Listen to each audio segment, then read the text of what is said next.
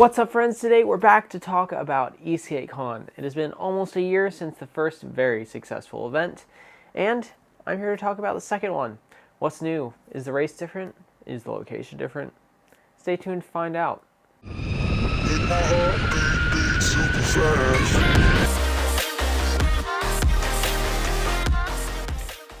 Alright, so what exactly is ESK8CON? Well, by the name of it, you would probably think it's a convention, which it technically is, but I think of it more as a trade show where lots of vendors come to show off their latest products, and you as an attendee get to demo those products and learn about them, see what's the newest in the market, maybe try out things that you've never tried before. So that's one major part of it, but there's two other major parts. One of those is getting to socialize with the electric skateboarding community.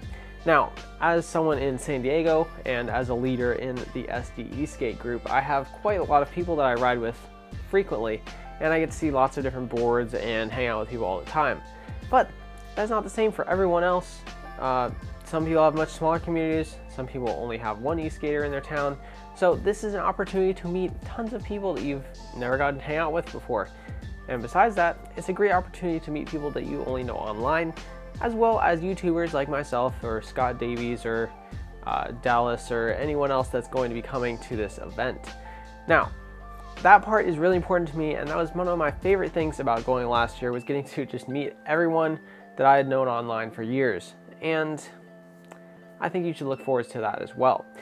The other major thing that is becoming an increasingly large attraction is the racing. Now, last year at ESK8CON, there was some races, and we had those races on a kind of small go-kart track, but this year is scaled up to a whole new level. So I think that pretty much covers all of the different aspects of ESK8CON. You got your socialization, you got your vendors, and you got your racing. Anything else besides that is a major bonus, and all that together makes for a very full weekend. So let's talk a little bit about the race and the rules. The racing at ESK8CON is definitely going to be one of the highlights of this year's convention.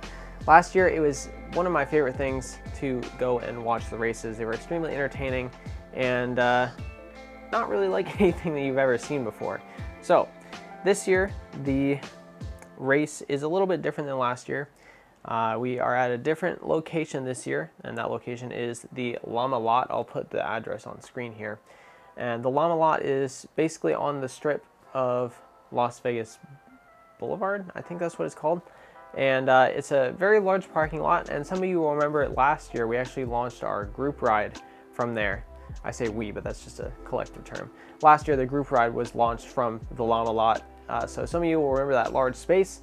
That space is completely rented out for Mike Beard and the team at ESK8CON. And because of that, they had the ability to set up a completely custom track, which I will put on screen right now. And this track is not going to be a cone track, thank goodness, because cones get knocked over all the time. So I've been told that these are going to be custom barrier tracks, which will be pretty cool. And you can see the format of it on screen right now. The longest straight is 300 feet, and there's a diagram.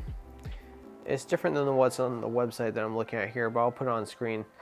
300 feet on the big straight, and in our practice at our SDE skate / advanced riders division / intro to speed days where we practice racing, we were able to set up a slightly scaled down version of this track. And even on that version of the track, I was able to get up to almost 35 miles an hour. So I'm fully expecting these straights to present 40s in terms of the high-end boards. So this track is fairly technical. It's not too hard, and some of the curves are a little bit bigger than one might expect just by looking at this diagram. But the speculation in the community is that it'll be a pretty fast track, and it might favor high-end boards a little bit because those lower-end boards will probably be able to max out their speed on a good portion of this track if the rider is competent enough. So, track is cool. It goes counterclockwise. The length is about 0.30 miles. Minimum track width is 18 feet, but the rest of the track will be about 20 feet wide. So, pretty decent opportunities for passing. In our setup at SDE Skate, we had it set up to be 20 feet wide all the way around the track, and it can be challenging to pass, but there's definitely enough room should you choose to go for that option. So, how exactly is the race going to work? Well, it's a little bit complicated, and I suggest that you go to Esk8CON.com/race to get the finite details of exactly how it's going to work, but I'm going to try to explain it in a kind of broken down fashion. So, we have 3 classes of riders at Esk8CON: novice, sportsman, and pro. Now, novice normally ends up being people that are really new to racing. It's like their first race ever, people that are on lower end boards, people that score slower in the qualifying. The next class is sportsman, and sportsman is probably going to be the most competitive class in terms of the mid-range racers, because you're going to have people that are too good for novice and people that are not quite good enough for pro. So I think that it'll be pretty hard to place in sportsman and get that podium spot, especially with the up to 90 racers that will be at this year's conference. So sportsman is kind of that middle class, and then pro class, I mean, let's be honest, it's going to be all the stooge boards. Everyone knows that stooge race boards is a leader in the racing scene right now, and it just so happens that almost all of the best racers are riding those stooge race boards, which are extremely capable and are usually geared up to 45-50 miles an hour. So I'm sure those guys will be dominating the pro. I'm hoping personally to place into the sportsman class, but we will have to see how it goes. And I will be practicing on my race board all the way up until the conference to make sure I do the best that I can. So there's 3 classes. The way you get into those classes is based on your qualifying time and your heats. So each person as a racer will have one singular qualifying lap to make the best time possible. Now, you might think, oh, 1 lap, that's like nothing. But the racing amount is capped at 90 riders. You have 90 riders that need to complete qualifying laps. Let's say, I'm just putting out there, 40 seconds is lap time. Now you have 90 times 40 seconds for the best lap possible.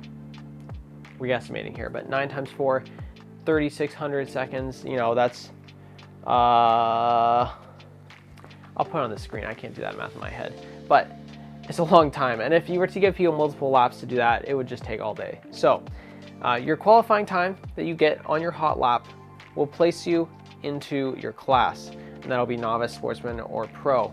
And based on that qualifying time, there's some other information about qualifiers on here that you can read at your own leisure. But that qualifying time will place you into your class, and then after the classes are divided approximately in thirds based on the timing scale from fastest time to lowest time,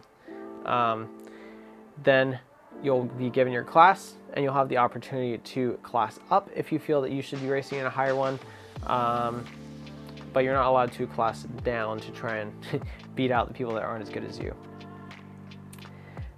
After you get placed into your class, there will be 2 heat races, and these heats are kind of like a way to weed out some of the people, because you're gonna have too many people to do all of the racers in one final race, and that obviously is the goal, to have a final and get those 3 podium spots.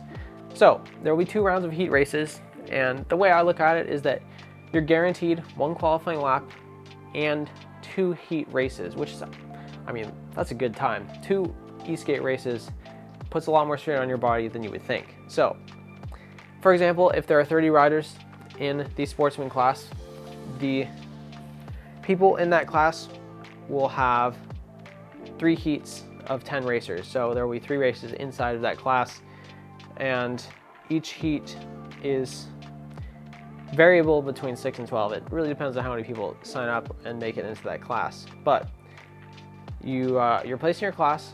The class is split up into the heat races, and you race your 2 heat races, which is against random people in your class. And based on how you place in those races, you get points assigned to you. And the point scale is described on the website. First place gets 10, all the way down to 12th place, if there is one, which gets 0 points. So after you do your 2 heat races in your class, You will end up on the point scale, and after everyone has gotten their points, the top 12 racers with the most points in your class will go on to the finals for that class, aka the mains. So that hopefully was not too confusing, but again, you can read the details on the ESK8CON.com/race page. And what do I think of this setup? I think it's very cool. I'm not super experienced in the racing scene myself yet. I've only been racing for a couple months, and I've not done an actual like organized event yet. So I think it sounds pretty good. Some of the more seasoned riders might not like it as much, just because it dilutes it a little bit. I don't know. I'm not going to try to speak for anyone, but it seems good to me. I mean, you get guaranteed 2 races no matter what. If you don't place for mains, at least you got to race twice, and that's something that a lot of people don't get to experience. Myself and my team, the Advanced Riders Division team, we are going to be setting up this track, scaled down a little bit because our lot isn't big enough, on many weekends up until Esk8CON. So if you're in San Diego and you want to practice, check out our Facebook group, Esk8, and I'll probably link that in the description if you want to come practice for the race. So hopefully that's enough talking about the races. There will be prizes for the people that place. I have no idea what they are yet. There were prizes last year and they were pretty nice. So if you're wondering what that racing fee is that you're paying for the organization of the track, which is a massive undertaking, especially if it's barriers. I know because I set up the cone tracks for our events, and that's a massive undertaking. People got to get paid. There's race prizes, and I'm sure there's some kind of insurance going on here. So yeah, if you're wondering what the race fee is for, it's a big undertaking, and when you get there, I promise you, you will not be disappointed by what they have to offer. All right, now that I've talked your head off about the race, which I'm very excited for. I don't know how well I portray that. Sometimes I don't emote that much, but I'm very excited for the race. I'm very excited to participate in it and hopefully make it to those mains. So what else are you going to do at the conference? Well, we have lots of vendors that are going to be coming and showing off their wares. And man, the list is stacked this year. We've got most of the major brands coming to this event, which is awesome. I mean, last year we had, I think the number was around 20 vendors, and that was pretty good. They were crammed into a space that maybe it wasn't the most ideal for a large event, but since it was smaller last year, it worked out just fine. This year, according to Mike, we're slated to have around 40 vendors, and I mean, we've got some serious names in here: Evolve, X-Way, Metroboard, Hoyt. Some of these people came last year, but yeah, I mean, we got some of the major Chinese brands. We got Onsra coming, and I think Fabian is supposed to be there as well. We got Rowdy, Shred Lights, Skyart Power, awesome stuff that he makes. Tommy Boy Esk8, huge race boards, and yeah, I mean, there's a whole bunch that aren't even announced yet. Esk8CON Instagram is announcing those, you know, throughout the week, and they're going to be doing that all the way up until the event. So pretty excited for seeing all the vendors here, what their new products are, getting to demo boards. I love trying all kinds of different Esk8s, and I will be bringing some stuff for X-Way to demo there. And if you are interested in taking a look at the Atlas Pro, I will bring that along with me with the aux pack. So if you ever catch me on that, I'll let you try it out. But yeah, so the vendors are going to be all set up there with their booths. I'm not sure if anyone will have stuff for sale, but yeah, go there, check out their wares, do some demos. I believe there's going to be a separate demo area for you to ride the boards around for the first time.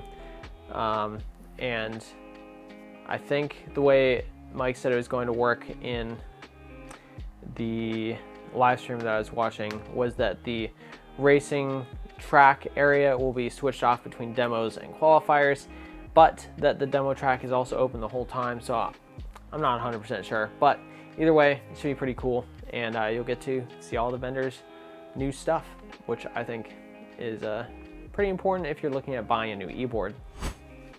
All right, so now that we've talked about the race and the vendors, what about the schedule? What exactly is going on? Well, first of all, there are some unofficial group rides, which if you've never been on a group ride, pretty cool. and pretty large when you talk about an event of this scale.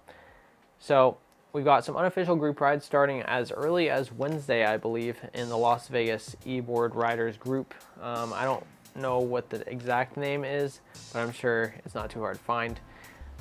So we got those unofficial group rides leading all the way up to Friday night. I will be going to the Friday night ride for sure, and I'll probably be coming on the X-Way Atlas Pro to get some video with the other people riding. Now, there is an official group ride on Saturday night, and I'm not sure if the time for that, it has been put on the site. So Saturday night was the massive Las Vegas Strip ride last year, and it was crazy. We literally took up the entire street, probably like 200 people. This year it's going to be even more. It's going to be one of the coolest things you've ever been on. A little bit sketchy, but awesome. That is at 8 p.m. on Saturday. The event itself is from 9 a.m. to 5 p.m. on Saturday and Sunday. And Saturday is mostly focused around demos and qualifiers, and then Sunday there will also be demos and stuff, but the major event is the actual racing, as well as just continuing to socialize with your friends. So I think that's all to say about the timing. It's going to feel shorter than it actually is. The weekend went by in an absolute flash for me last year. I was working last year as someone on the media team, but this year I'm just attending and racing. So I'll be spending part of my Saturday filming at booths and part of my Saturday practicing to make sure I do well in the race on Sunday. The surface of the racetrack should be pretty nice this year. It's nice grippy asphalt rather than the go-kart track that we had last year. So yeah, should be a good experience. And let me take a minute to see if there's anything I missed, and I'll be right back. Well, I've covered most of the major points for this awesome event. So there's only one other thing that I want to talk about, and that is the fact that there will be raffles. There's already an awesome raffle prize announced on the Esk8CON Instagram. I believe it was an Onboard Zeus Pro, which is a pretty nice board. And last year there was a bunch of raffles, and it was right at the end, so a lot of people had quite a few opportunities to win stuff from the raffles. There were some boards raffled off. There was lots of smaller gear, wheels, bearings, grip tape, all kinds of things. So make sure to stay all the way to the very end of the event if you want to hit up those raffles and be involved in some pretty awesome giveaways. So that's pretty much all I got to say about the event.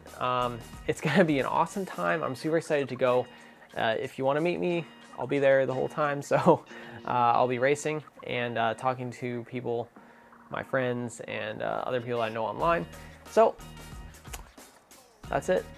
Hopefully you enjoyed this slightly longer informational video, and check out my videos from last year in the iCard, and stay safe, keep on riding, and peace out.